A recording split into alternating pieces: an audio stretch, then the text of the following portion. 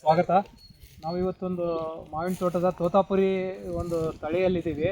ಇದು ಒಂದು 5-6 ದಿನ ಆಗಿರ್ಬೋದು. ಇದನ್ನು ನಾವು ಮಾರ್ಕರ್ ಅಂತ ಹೇಳ್ಬಿಟ್ಟು ಮಧುರ ಅಗ್ರಿಟೆಕ್ದು ಹಾಗೂ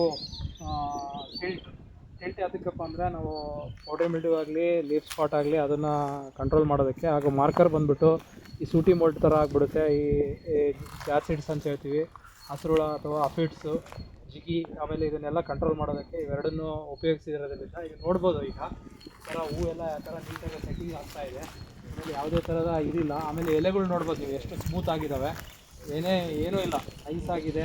ಹಾಗೆ ಇದರಲ್ಲಿಂದ ಏನಾಗುತ್ತಪ್ಪ ಅಂದರೆ ಕ್ಲೋರೋಫಿಲ್ ಸಿಂಥಸಿಸ್ ಅಂತ ಹೇಳ್ತೀವಿ, ಚೆನ್ನಾಗಾಗ್ಬಿಟ್ಟು ಈ ಎಲ್ಲ ಆಹಾರವನ್ನು ಈ ಗಿಡದ ಮೂಲಕ ಹೂವುಗಳಿಗೆ ಟ್ರಾನ್ಸ್ಫರ್ ಆಗುತ್ತೆ. ಯಾವಾಗ ಹೂವಿಗೆ ನೀವು ಶಿಫ್ಟ್ ಆಗುತ್ತೋ ಅದರಲ್ಲಿಂದ ಏನಪ್ಪ ಅಂದರೆ ಹೂವಿನ ಒಂದು ಇದು ಚೆನ್ನಾಗಿ ಬರುತ್ತೆ, ಫ್ಲವರ್ ಚೆನ್ನಾಗಿ ಬಂದು ಈ ಸೆಟ್ಟಿಂಗ್ ಏನಂತೀವಿ, ಸೆಟ್ಟಿಂಗ್ ಚೆನ್ನಾಗಾಗುತ್ತೆ. ಲೆಂತ್ ನೋಡ್ಬೋದು ಎಷ್ಟು ಲೆಂತ್ ಬಂದಿದೆ.